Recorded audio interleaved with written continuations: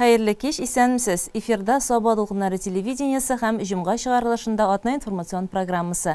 Бу көннәрдә булган яңалыклар белән бүген сезне мин Гөлназ Гатауллина һәм минем коллегаларым таныштырырбыз. Кыскача кайбер темалар турында. Социаль хезмәт күрсәтүдә республика тармак белгечләре Саба тәҗрибәсен уртаклашты. Кытай Халык Республикасының Татарстандагы консулы Сян Бо Саба районына килде. Агач җимеше белән кеше хезмәте белән күркәм. Район мәдәният йортында уңыш 2023 бәйрәме узды.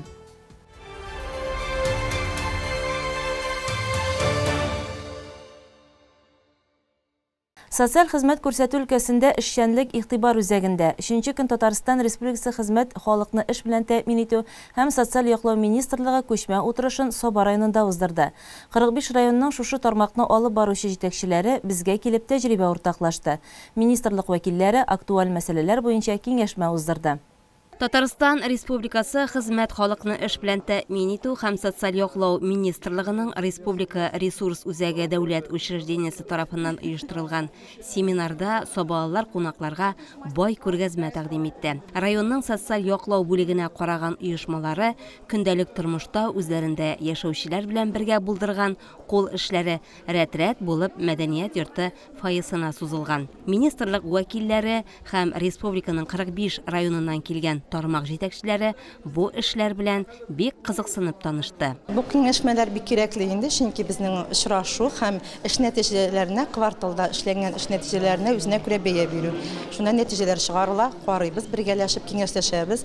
Сабаны күрүдә бик матур күңелдә ятышлы булып калды, чөнки минем Сабада беренче генә булуым түгел инде. Килгән сайын күрәмен, төзекләнә бара, матурая бара.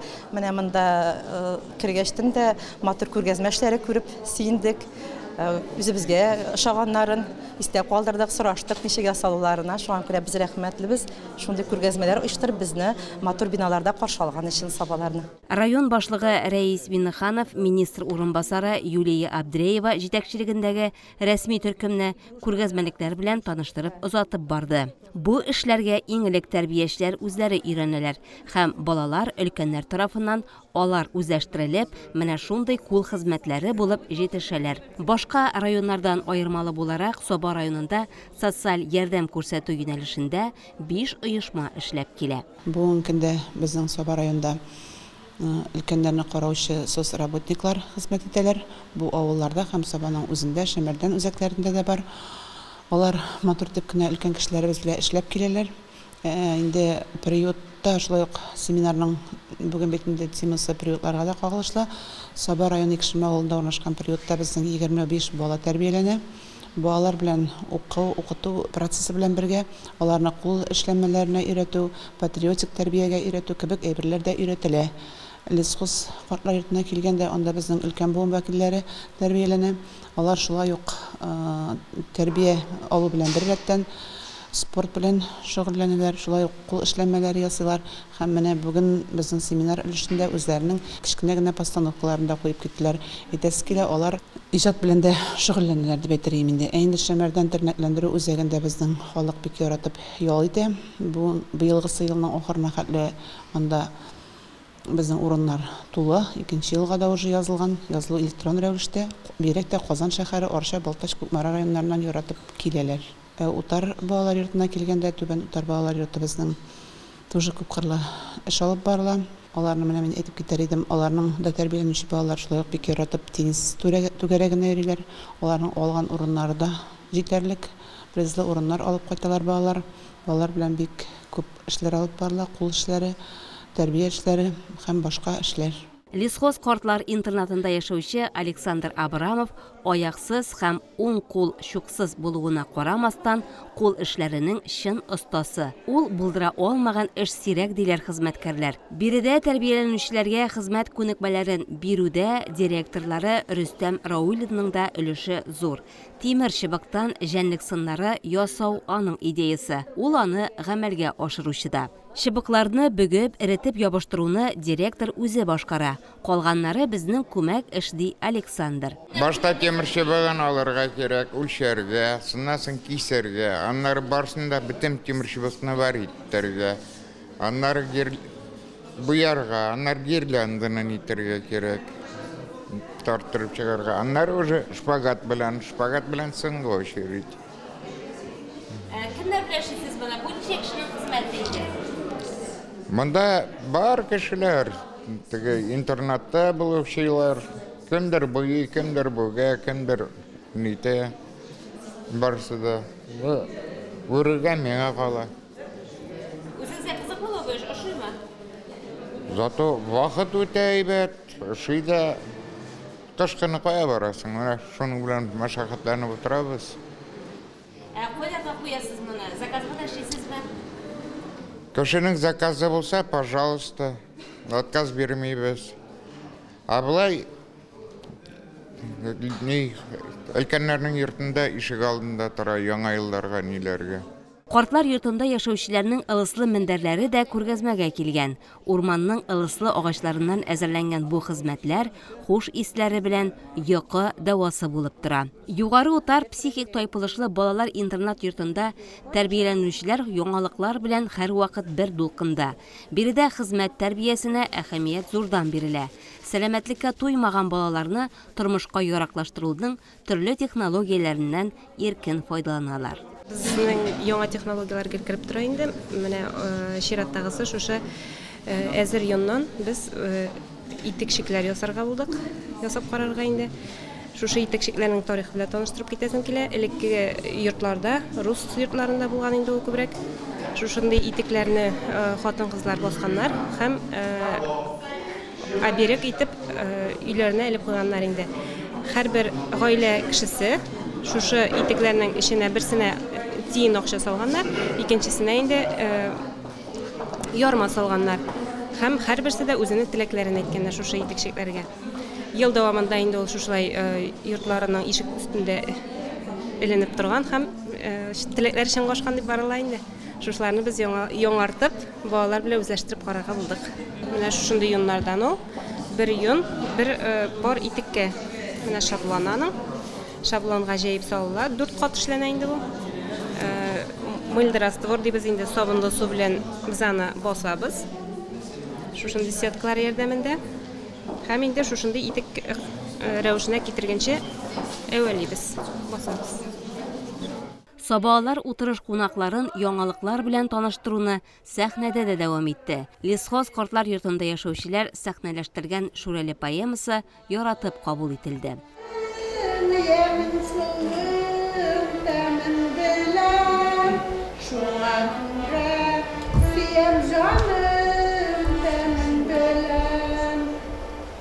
Бик матур бер айлы кичтә шу авылның бер җегет киткән урманга утынга, ялгыз бер ат җигеп. Бик барып җиткән егет эшкә тотынган баргач, кисә башлаган утынны балта белән туктатты. Балтасы кулда, егет бераз эштән туктап тора.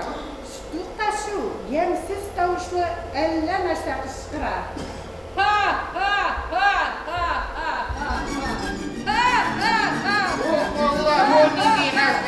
Gözleri yaz gider.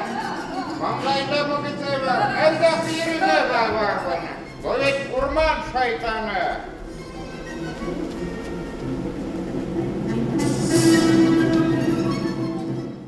Социаль яклау төркеменә кергән кешеләрне актив тормышта яшәтү тармак хезмәткәрләренең төп максаты. Һәм бу җиңел бирелә торган хезмәт түгел. Район башлыгы Рәис Миннеханов та үз чыгышында моңа басым ясады. Без андырстан да бу социаль ярдәм халкыбызга бик зур эшләр эшләнә елдан ел.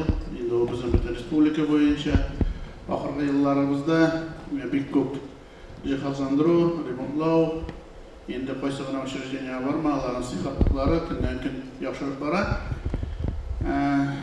Андый булышулар булмаганда беренчедә зур эшләр эшләп булмый.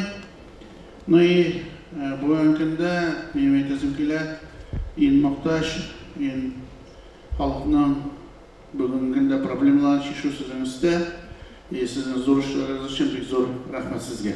Күңелле башланган бүгінгі очрашу алга таба җитди төс алып, киңәшмә юнәлешендә дәвам итте. Республика районнарыннан килгән социаль тармак җитәкчеләре Татарстан Республикасы хезмәт, халыкны эш белән тәэмин итү һәм социаль яклау министры урынбасары Юлия Абдреева белән берлектә агымдагы елның 9 айы эшчәнлегенә йомгак ясадылар. Узган җомгада Соба районында эшлекле сәфәр белән Кытай Халык Республикасының Татарстандагы консулы Сянбо әфәнде мәгариф эшләре буенча 2нче сәркатип Лю Сюэцзяо консул атташе Се Сыци булды. Алар сәләтле балалар өчен Соба мәктәп-интернатына компьютер техникасын тапшыру тантанасында катнашты. Тулырак алдагы сюжетта.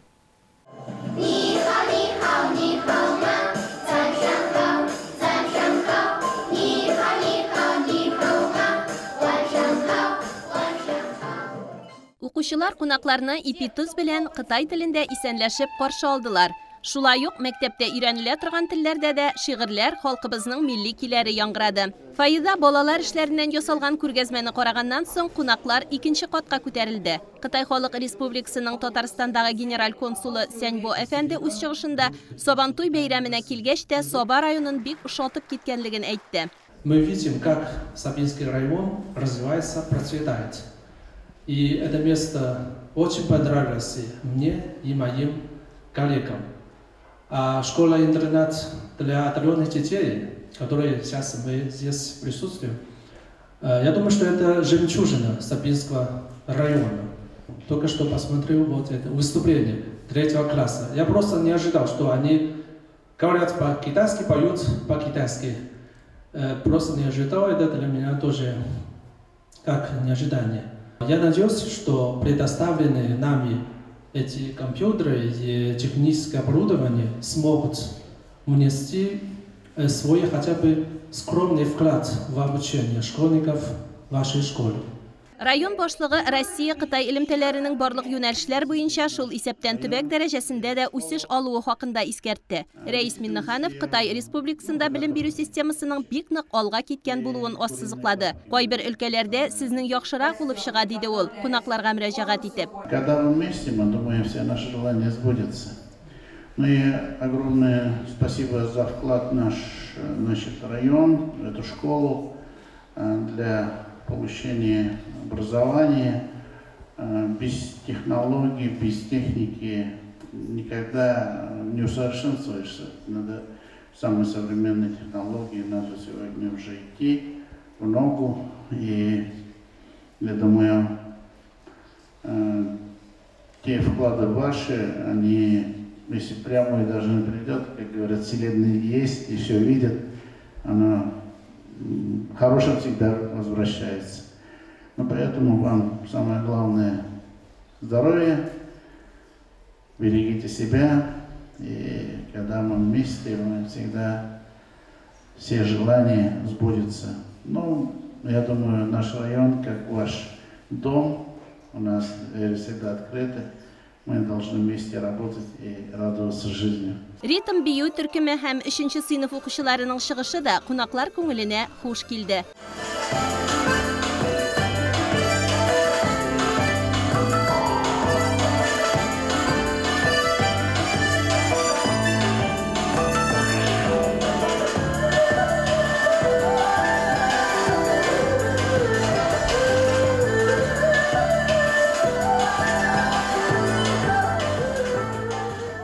Мәктәп директоры Нияз Дәүләтшин төпле белем бирү өчен заманча техниканың бик тә кирәклегенә басым ясады. Күрсәткән ярдәмнәре өчен кунакларга рәхмәт белдерде. Инде безнең мәктәбебезгә 8 компьютер һәм 2 интерактив панель тапшырылды.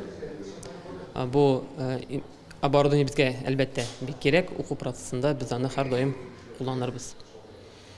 Безнең мәктәптә Кытай теле инде 9нчы ел укытыла. Biz Кытай халкының гореф-гадәтләрен, аларның телен мәшһүр дәресләр вакытында өйрәнәбез. Әлбәттә безнең мәктәптә инде барлык уңайлыклар да бар, ләкин бүген тапшырылган компьютер техникалары ул тагын да заманчарак, инде алар белән эшләү безгә, укытучыларга, укучыларга тагын да рәхәтрәк, камилрәк булачак. Безнең инде районда, республикада шушы төрле халыкларга бәйле дип әйтик инде шулай бит төрле конкурслар, бәйрәмнәр үтеп тора. Без инде шушы Кытай Халык Республикасының дагын шушы гореф-гадәтләрен күрсәтеп, биюләрен, җырларын күрсәтеп, төрле конкурсларда актив катнашабыз. Кеше яшьтән үк ике ил арасындагы дустана мөнәсәбәтне туеп үскән әлеге укучылар алга табада дуслык җепләрен ныгытучылар булыр дип ышанабыз. Шушы көннәрдә махсус хәрби операция зонасыннан чираттагы ялга кайткан 10 хәрби егет Саба муниципаль районы башлыгы Рәис Миннеханов белән очрашты. Очрашуда шулай ук Саба һәм Теләче районнары буенча хәрби комиссар Фәниз Закиров белән прокурор урынбасары Рамил Зиннатуллин да бар иде.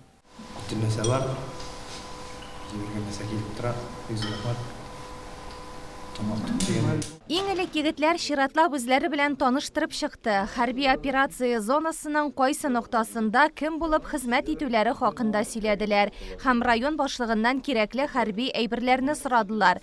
Анда булган вакыйгалар турында аз сөйләнде. Җаваплар төгәл һәм җитди. Кыскасы, чын ирләрчә. Илзат төп Саба егете 2010 елда танк училищесын тамамлаганнан бирле хәрби хезмәттә. СФО зонасыннан ялга әле беренче тапкыр гына кайтуы, туган яктан килгән гуманитар ярдәм һәр вакыт күңелне җылытып торды ди. Минем янга гел килеп торалар, җегетләрне минем дуслар бергә шул укып үскән монда Саба якларыннан гел бөтен нәрсәне алып киләләр. Тукмаштап киләләр.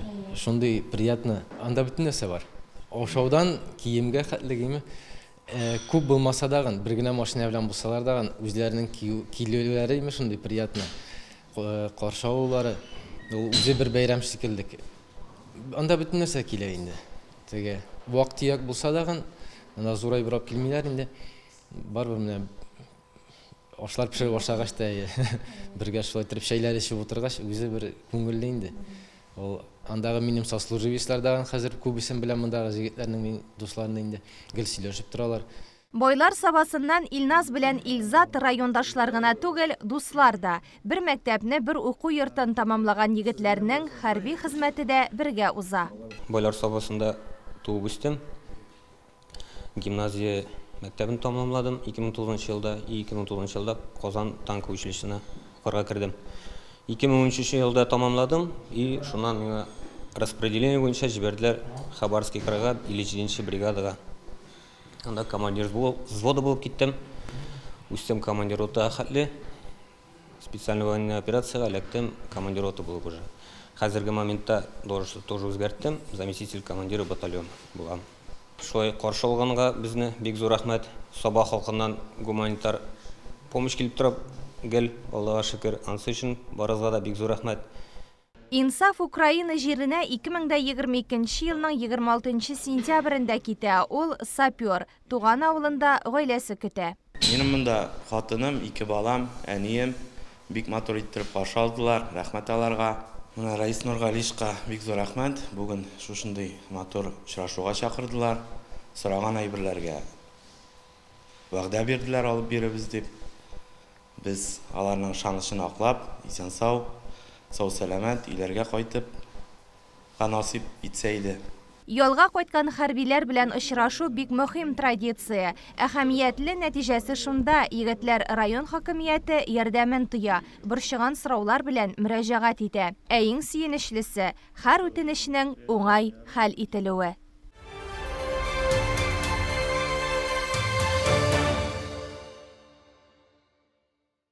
Ата информацион программасын алга таба дәвам итәбез. 2013 елда республикабызда үзара салым программасы гамәлгә керде. Халык тарафыннан җыелган үзара салымның һәр сумын Татарстан хөкүмәте 4 тапкыр арттырып, өстәмә финанслый. Әлеге акчалар җирлекнең көнкүреш шартларын яхшыртуга тотыла. Программаның үтәлеше хакында алдагы сюжетта.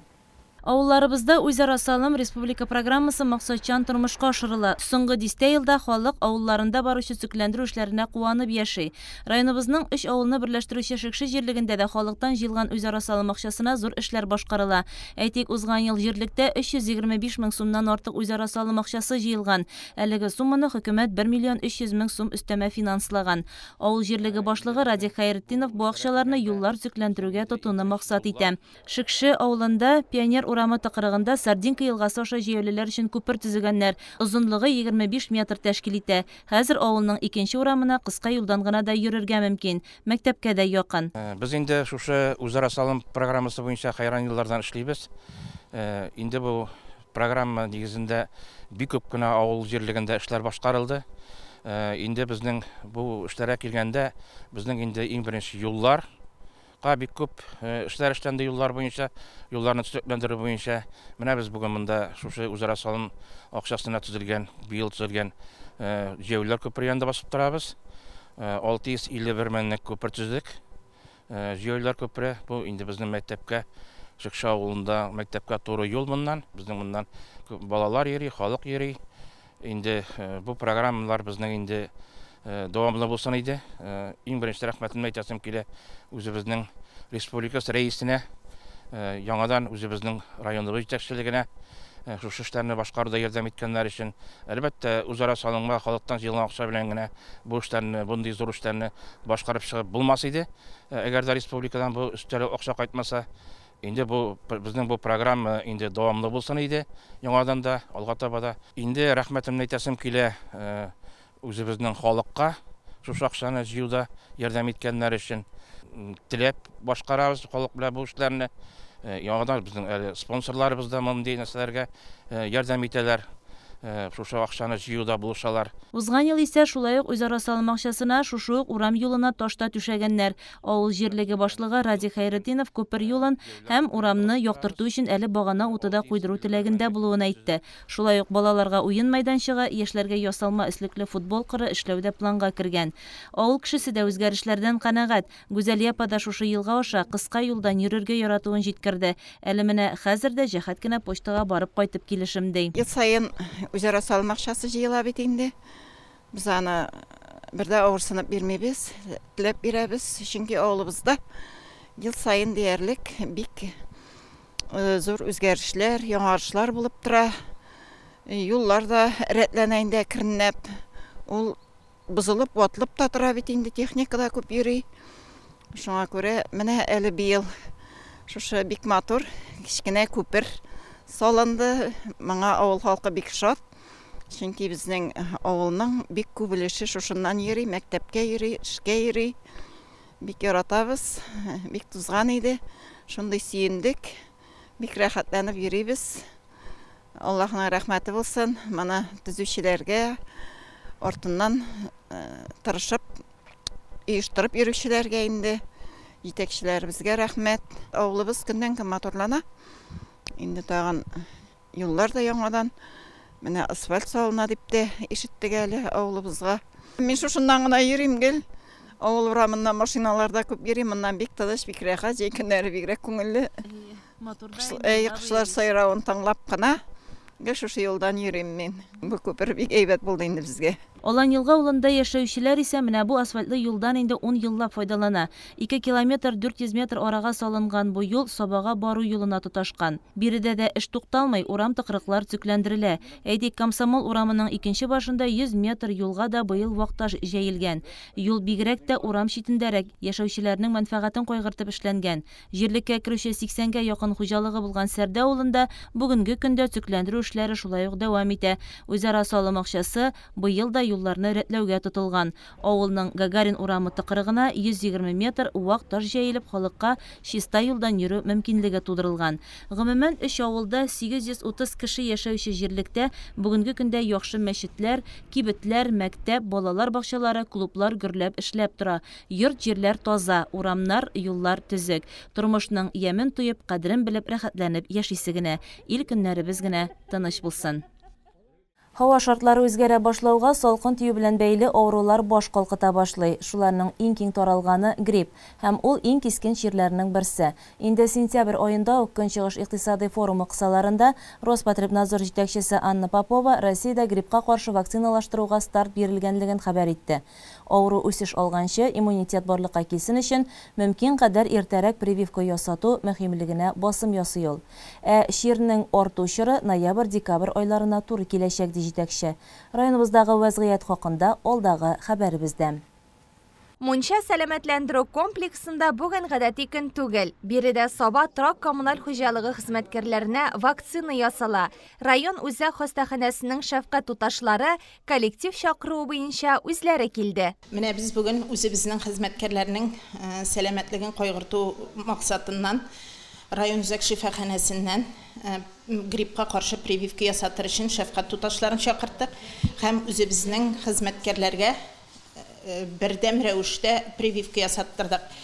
Безнең күп хезмәткәр 60-70% хезмәткәр халык белән эшли. Шул нигездән инде үзебезнең хезмәткәрләрнең сәламәтлеген кайгырту максатыннан бу чара оештырылды.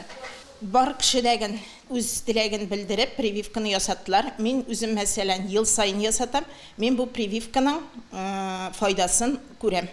Һәм бүтән кешегә дәгән прививка ясатырга киңәш итәм.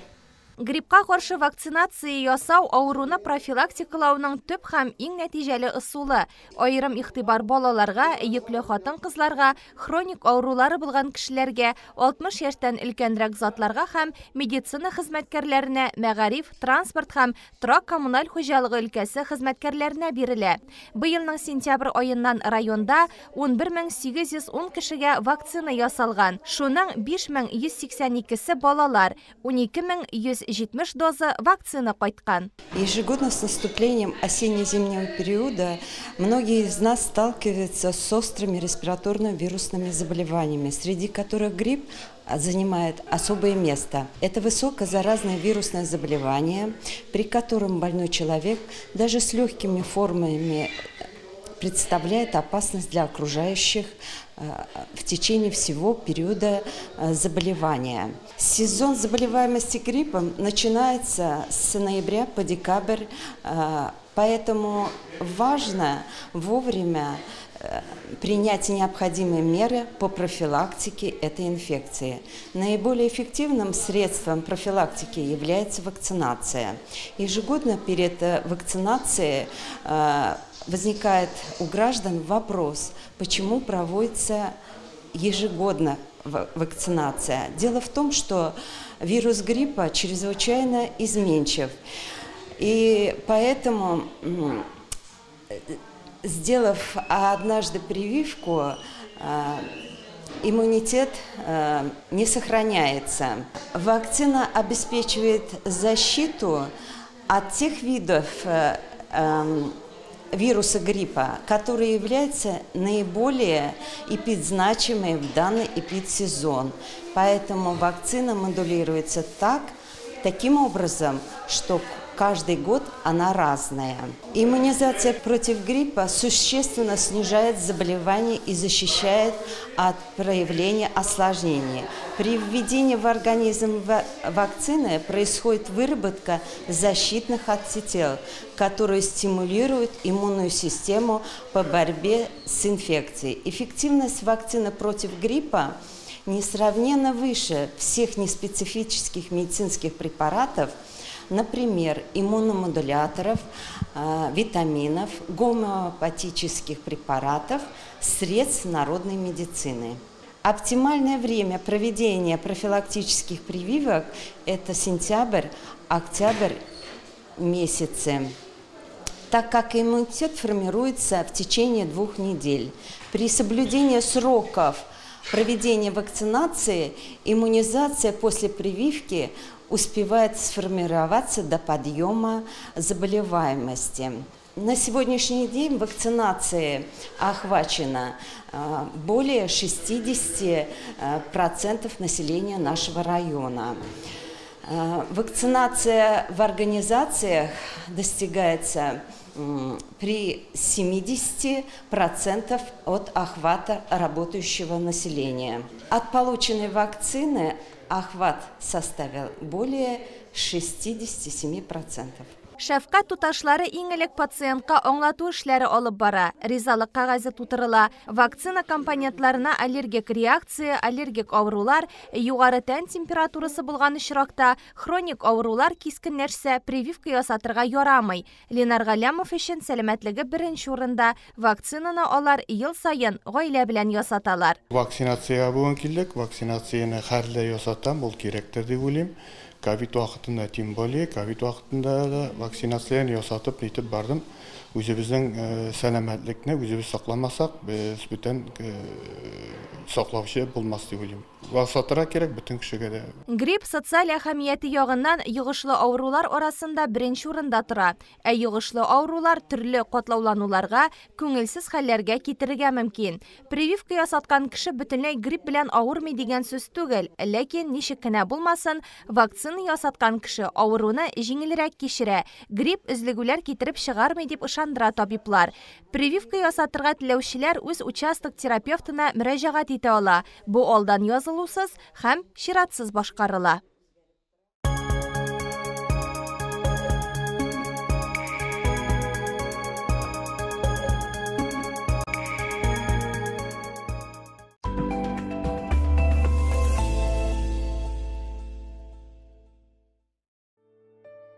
Принципы работы детского телефона доверия.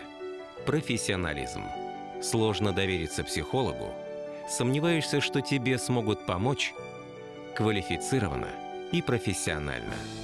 Только опытные психологи, только квалифицированные специалисты. Все консультанты проходят специальную подготовку. Детский телефон доверия. 8 800 2122. Психологи ежедневно помогают сотням людей. На счету специалистов тысячи решенных проблем. Позвони и убедись сам. www.telefon-доверия.ру. Доступно, анонимно, бесплатно. Мы все хотим стать успешными. Решить самую сложную в мире задачу. Жить так, чтобы захватывало дух. Всегда быть первым. Стать тем, в ком нуждаются тысячи, и дарить им надежду. Но всего этого может не быть.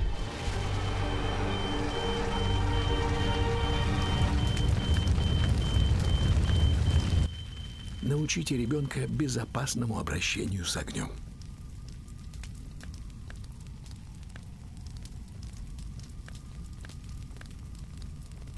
Спасем наше будущее вместе.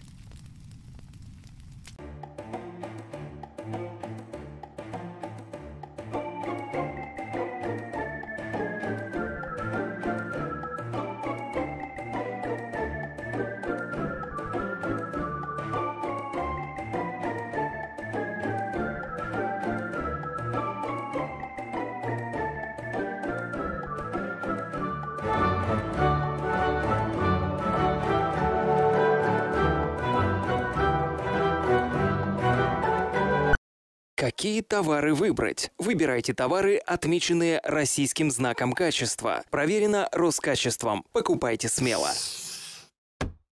Чтобы избежать опасных ситуаций, никогда не используйте газовое оборудование не по назначению. Нельзя сушить вещи над работающими газовыми приборами. Газовые плиты запрещено использовать для обогрева помещений. Запрещено использовать помещения, где установлено газовое оборудование для сна и отдыха. Использование газовых труб в роли подставок или привязывание к ним веревок тоже запрещено. А вот работникам газовой службы предоставлять доступ для проведения техобслуживания нужно обязательно. Берегите себя. Интеграция, глобализация. А про диспансеризацию ты уже слышала? А я уже прошла. И совершенно бесплатно. Если ваш возраст делится на 3, пройдите бесплатную диспансеризацию в своей поликлинике. Минздрав Республики Татарстан. Заплатите имущественные налоги до 1 декабря. Получить налоговое уведомление и заплатить налоги просто. В электронном виде, воспользовавшись личным кабинетом налогоплательщика на официальном сайте ФНС России, мобильным приложением «Налоги ФЛ» или личным кабинетом на портале госуслуг. На бумажном носителе, обратившись лично в любой налоговый орган или в любое отделение многофункционального центра предоставления государственных и муниципальных услуг, заплатив через платежные терминалы, банки или почтовые отделения. Biz türlü, әмма безнең көч бердәмлектә. Бергәләшеп, ватанны сакларбыз.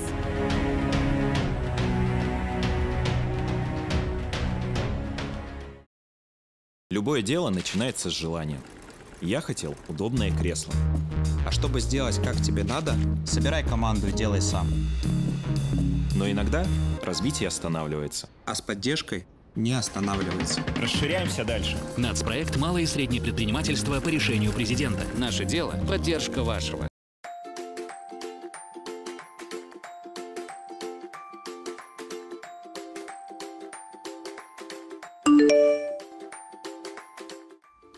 Плати налоги онлайн. Через кабинет налогоплательщика. Не трать время на очереди, а проведи его с близкими.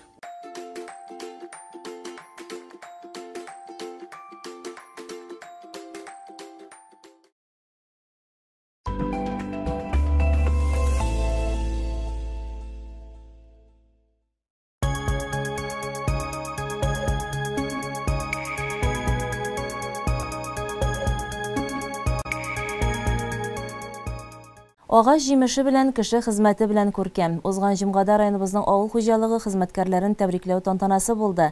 Сынаулы елда уңыш җыйнап алуда зур өлешләрен керткән игенчеләребезнең хезмәте бәяләп бетергесез. Район мәдәният йортында узган уңыш 2023 бәйрәменнән безнең киләсе хәбәребез. Игенченең уңганлыгы кырларыннан күренә дип юкка гына җырда да җырланмый. Быелгы явымсыз елда районыбыз игенчеләренең язгы чәчүдән алып җәй дәвамында 1000 бәлә белән үстергән игеннән нәтиҗәле уңыш җыеп алулары мактауга лаек. Тир түкми генә икмәк үсми диләр. Бу да бик дөрес әйтем. Монда җитәкче белгечләрдән алып гади эшчеләрнең зур хезмәте ята. Агротехника таләпләренең җиренә җиткерелүе, эшкә җаваплы караш нәтиҗәсендә елына карата чагыштырмача югары уңыш 70 000 тонна икмәк җыеп алынды.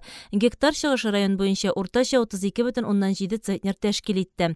Инде уңышларны барларчак. Бәйрәм тантанасына иген икмәк җыюда терлек азыгы хәзерләүдә, җир эшкәртүдә игелекле хезмәтен куйган игенче механизаторлар, ашлык ташучылар, пешекчеләр, ветераннар, яшь хезмәткәрләр чакырылган иде.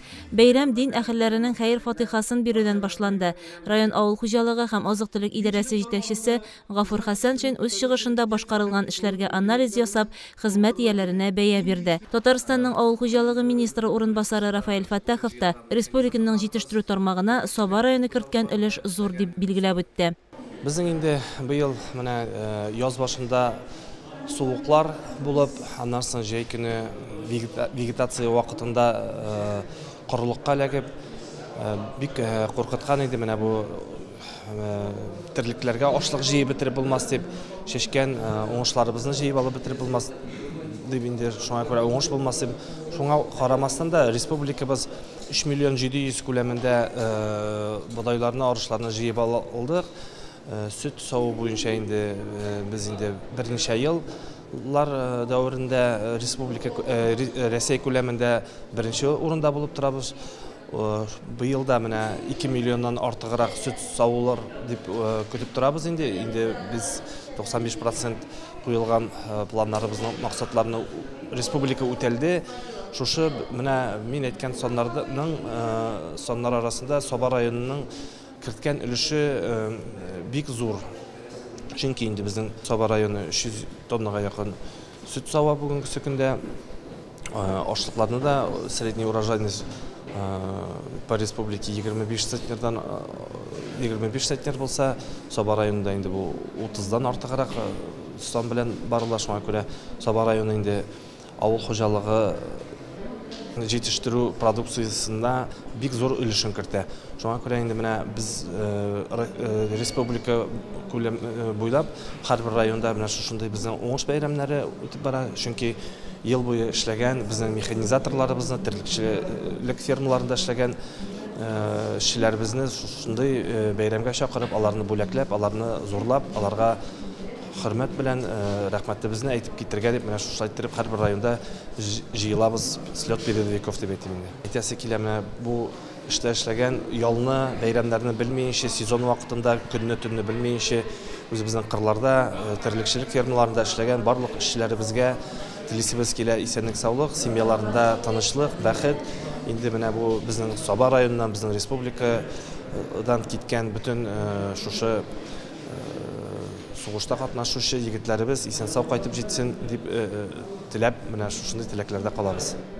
Саба муниципаль районы башлыгы Рәис Миннеханов исә һәр вакыттагыча авыл хуҗалыгы тармагы хезмәткәрләренең фидакарлыгына соклануын белдерде, рәхмәт сүзләрен җиткерде. Ел саен сез тырышасыз, һәм инде яңалыкка омтыласыз, яңа технологияларга. Инде булган уңышыгыз, сезнең тырышлыгыгыз, ала тырышлары уңай булмаса да, сез бүгенге көндә белгечләр белән бергә эшләгән аркасында уңышларга килдегез, сез тырыштыгыз, эшләдегез, һәм инде ул вакытта да нәтиҗәле эшләр булды. Бүгенге көндә дә безнең арабыздагы җегетләр безнең тыныч тормышта яшасын өчен бүгенге көндә СВОда аларга рәхмәт әйтергә килә минем сезнең исемнән дә һәм шәхсән үземнән дә безнең менә шу эшләребезне дәвам итер өчен алар бүгенге көндә үзебезнең илебезне саклау һәм инде киләчәктә исән-сау, имин әйләнеп кайтсыннар. Кызганычка каршы махсус хәрби операциядә районыбыздан да югалтулар бар. Район башлыгы аларның якты истәлеген саклап 1 минутлык тынлык игълан итте.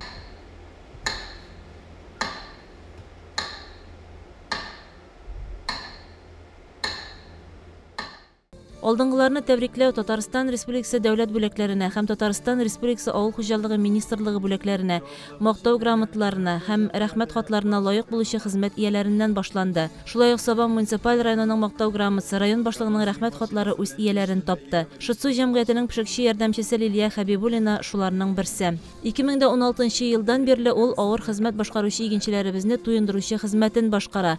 Лилия ханым район башлыгының рәхмәт хаты белән бүләкләнде. Biz ertenge 6'dan kişke şul 5-6'lar bula, 7-yardılar bula. Şul vakıtta kadar oş çıkarıp, şula iyileşip kaytıp gitemiz oş atıp.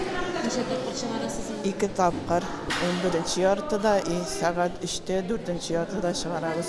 Riziklar bizim povrabız barıp alıp kayta, ezirleşip birge şunda ipilerini her günü getirirler. Yangadan yanga ipiler her günü китереп торалар ансын собадан, соба икмәгеннән. Район башлыгы карары нигезендә ярыш шартларын арттырып үтәгән алдынгы комбайнчыларны, шоферларны билгеләп үттеләр. Алар рәтендә игенче җәмгыяте комбайнчысы Илһам Галиев та бар. Акрос 550 комбайнында ул 21810 центнер ашлык суктыруга ирешкән. 87 елда баштадым. Башта нева комбайннарда эшләдек инде. 8 елга шул Акрос кайтты инде, аннан соң менә бу ел яңадан бер комбайнга кайттылар инде, Аллага шөкер. Яңасында эшләдегез? Быел Аллага шөкер шул яңа комбайнда эшләдек инде. Көндә ни хәтле ашлык суктыра идегез? Төрлечә була инде. Анар бункерда була, 20 бункерда була. Погода карап эшләбез инде. Быел погода әйбәт булды. Быел погода Аллага шөкер инде. Өйдә бөтенесендә шул хатының тәртипләп әйбәтләп барса, бөтенесе басуда эшләп була инде ул. Өйдәгесен апармасаң булмый инде. Өйдә бөтенесен хатының тәртипләп барырга тиешен. Алайса хатыныңызга да рәхмәт әйтәсез инде, шулаймы? Ул даярка булып эшли инде. Аңа да җитешергә кирәк бит әле. Ул эштән кайткач без төндә белән кайтабыз инде ул. Бөтенесен эштән кайткач эшләп тора инде, Аллага шөкер. Менә Зарипов, Әнәс, Рахматуллин Әнәс, Айдарлар белән безнең 4 комбайнны менә искесен яшьләргә бирдек инде. Үзебезгә яңа кайткач инде барып сөенеш инде. Рәхәтләндереп эшлисең. Менә һәр җир эшкәртәбез инде, Аллага шөкер. Ничә бер 100-дан артык кына гектар җир калды. Собай җәмгыяте шоферы Илнур Султанов та ярыш шартларын арттырып үтәгән. КАМАЗ йөк машинасы белән урып җыю компаниясендә ул 2848 тонна ашлык ташыган. Урып җыюлар быел юк шикелле, әйбәт килеп чыкты, кырлык килде бит инде. Юк дигәндә бар әйбәт булды. Иртәдән шәһәрле эшләдек инде. Айдар якларыннан ташыдык инде без сабага. Албыт Гәшрапска күчтек. Силу Синазар ташыдык. Шул инде көндәлек эш. Көненә ничә рейс ташырга туры килә иде менә. Иртәдән ничәдән ничә хәт эшләдегез? Иртәнге 6-да шәп итәбез инде 6 сәгатьләр, 8-9-лар була инде кайтканда. Шул 4 рейс табылалар Айдар ягыннан. 2 рейспен калган көннәрдә бу инде чыгышына карап инде басуда төрлечә булды. Шул. Менә КАМАЗ ничә тонна сыйдырыш? КАМАЗга 25 тонна керә инде. Яңа КАМАЗларда йөрибез. Шул әйбәт. Эшләр ярый бар, әйбәт. Үзебезнең бәйрәм инде, гомер буе шул хуҗалыгында бит. Хезмәттәшләребезне барысын да шуңа кушылганга мен котлыйм. Сәнең саулык, бергә авыртмый яшәргә ясын, барыбызга да.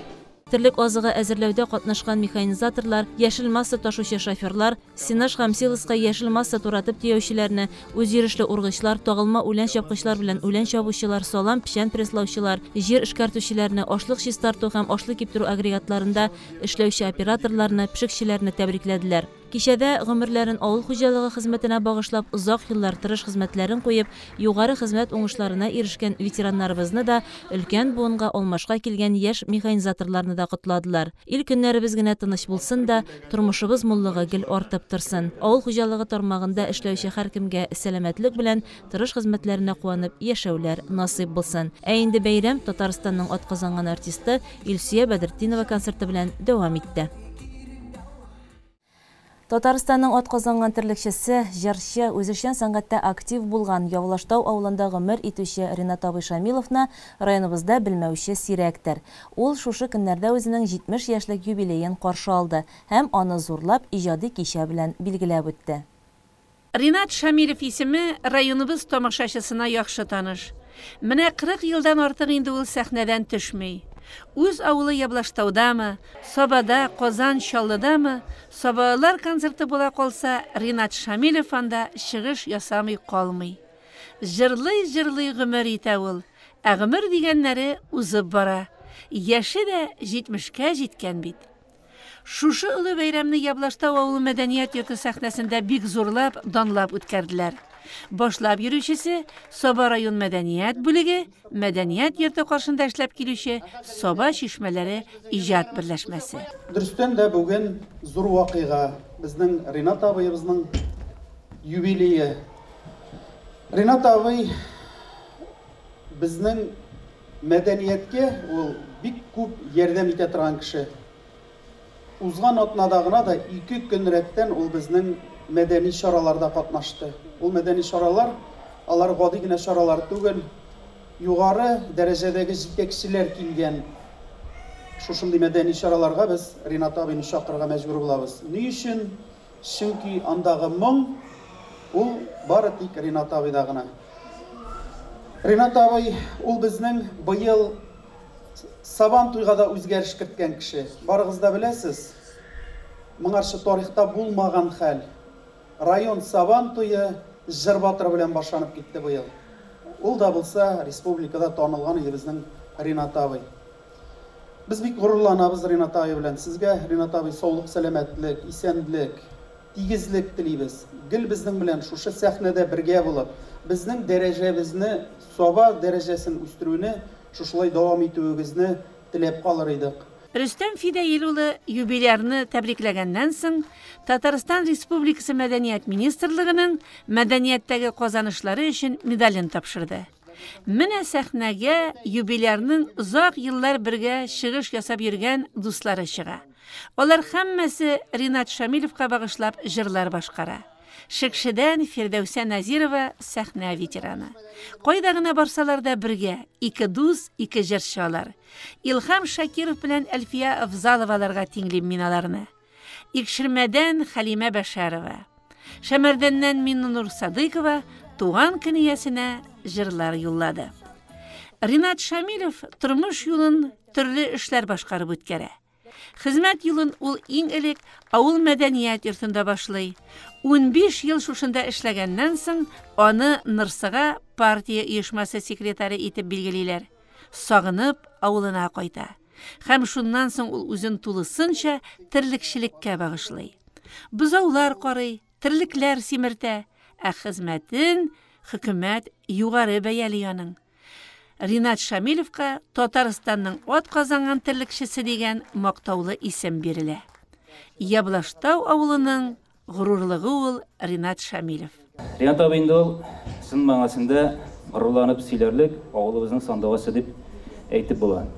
Чөнки инде аның җырлары радиодан да яңгырый, телевидениедән да яңгырый, ул үзенең җырлары белән авылыбыздан еракларга тарата. Инде Ринат абый белгәнегезчә инде ул күп кенә конкурсларның җиңүчесе, инде аның бик күп санлы грамоталары, дипломнары бар. Ринат абый сен алга таба да матур җырларың белән безнең генә түгел, бөтен Татарстан халкын, Россия халкын сакландырып, алга таба да шулай җырлап яшәргә өстен. Рөхсәт ит инде сине олы бәйрәмең белән сан күңелдән тәбрик итәргә. Сиңа инде исәнлек, саулык, сәламәтлек, Рәйсә апа белән киләсәктә дә тигез булып, күтәренке кәефләр белән матур итеп гомер итәргә өстен. Әле әйтеп бетермәдем, Ринат абый бит инде ул безнең җырчы гына түгел, ул күп кырлы шәхес. Инде ул безнең атказанган терлексә дә, боксчы да, җырчы да, инде ул менә җомга көннәрендә бик матур итеп озан да әйтә. Юбилярыбыз дин юлыннан да ғырур атлый. Һәр җомгада авыл мәчете манарасыннан озан әйтә ул. Ринат абыйны бик яратабыз инде. Бик кирәкле кеше инде Ринат абый. Менә артистлар килә, язучылар килә, шагыйрьләр килә, аларны да шаккатырасы килә, шундый матур чаралар үткәрәсе килә. Кем кирәк? Ринат абый кирәк безгә дә. Кем килсә дә Рауля Шайдуллина килә, Нурания Җамали килә, кемне чакырыйк, кемне җырладык. Әсәрдә шундый матур борынгы җыр бар. Тагын Тәгъзим апага шалтыратам инде. Тәгъзим апа Ринат абый исән саугына йөреп торамы, килә алыр микән, җырлый алыр микән? Яңа җырны өйрәнеп, Аллага шөкер килә, җырлый. Менә дигән итеп җырлый. Динә Латыйпованың китабы чыккач, алар парлап килделәр бит инде. Ринат абый җырлады Мәк чәчәген. Белмим, тулпар зиңгелтәп торды инде. Һәм Динә Латыйпова әйтә Рафаэль Латыйповка. Рафаэль, менә җырласаң шулай итеп җырларга кирәк икән. Ә мондый татлы сүзләрне бик күпләрдән ишетергә мөмкин. Моңлы тавышлы Ринат Шамилов ул һәр вакыт сәхнәдә булды. Үзешчән сәнгатьтә катнашучыларның якын дустына әйләнде.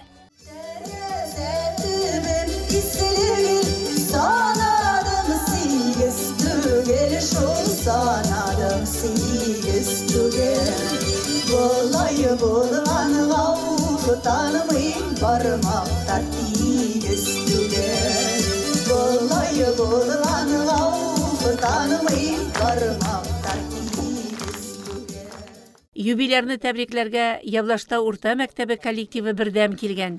Директор Рамил Ханнанов үзенең җылы сүзләрен әйткәч, укучылар сәхнә тутырып, заманча бию башкардылар. Мәдәният йорты каршында эшләп килүче Канәфер ансамбленең алыштыргысыз артисты да бит әле ул Ринат Шамилов.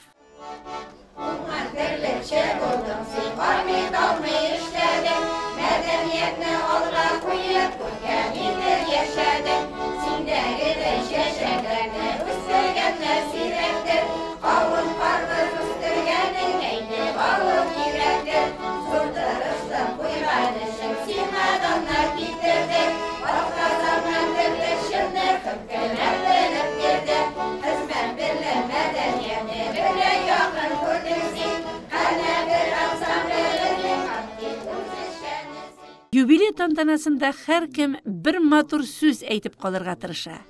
Килдебәктән Мәдәрис Якупов җыр башкарса, авылдашы Иркыя Балтачева Ринат әфәнденең Россия каналындагы Андрей Малахов тапшыруында катнашуын тели икән. Менә шундый матур, җылы тәбрикләү сүзләре белән бәйрәм дәвам итә.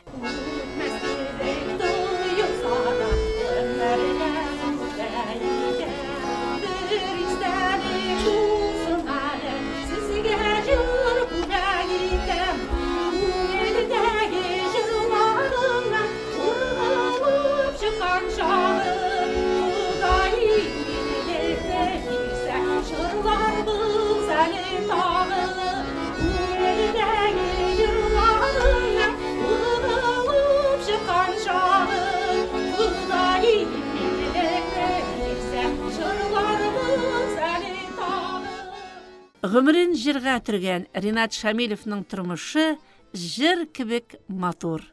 Югыйсә, Нурлаттан, Чаллыдан, Түбән Камада һәм башка шәһәрләрдән балдызлары җыелыр иде микән? Үзебезнең җизнәбезнең, яраткан җизнәбезнең юбилеена килдек. Без аны котлап, Казан, Чаллы, Нижнекамск, Нурлат якларыннан күп сәламнәребезне алып килдек. Безнең килми калган туганыбыздан, балаларыбыздан, оныкларыбыздан җизнәне яратып, күп сәламнәр алып килдек.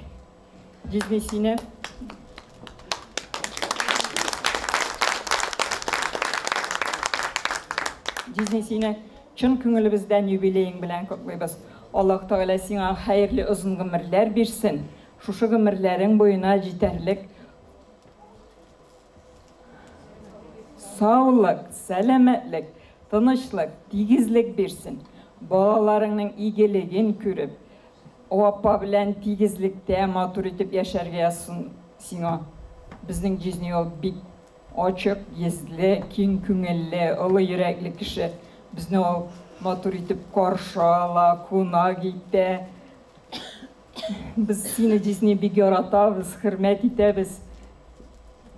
Алда да шулай матур итеп бергәләшеп яшәргә язсын безгә. Тормыш иптәше Рәйсә ханым белән бик матур сокланырлык гомер кичерә алар. Балалары, ыныклары өчен үрнәк булып торалар. Эш, хезмәт сөеп үсә балалар.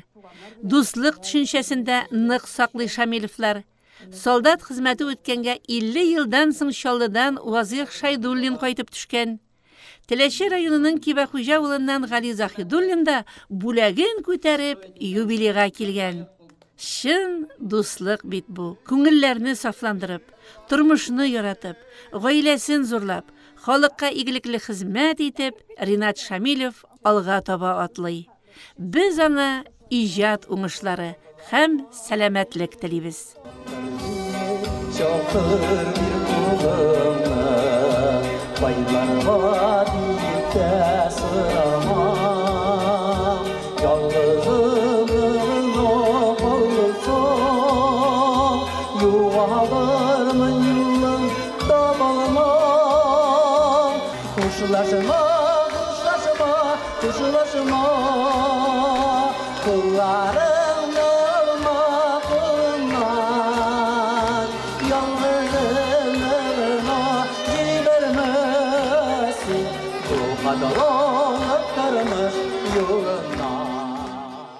Октябрьнең соңгы якшәмбесе шоферлар көне, икенче төрле без аны автомобильчеләр көне дип атыйбыз. Нигенә дисәң дә, бу үз тормышын тимер аттан башка күз алдына да китермәүчеләр бәйрәме. Чын күңелдән машина йөртүче һәркемне якынлашып килүче бәйрәм белән котлыйбыз. Юлларда исән-сау йөрергә язсын. Сәламәтлек, тыныч тормыш, гаилә иминлеге телибез. Инде бүгенгә тапшыруыбыз тәмам, күңелле һәм тыныч яллар сезгә.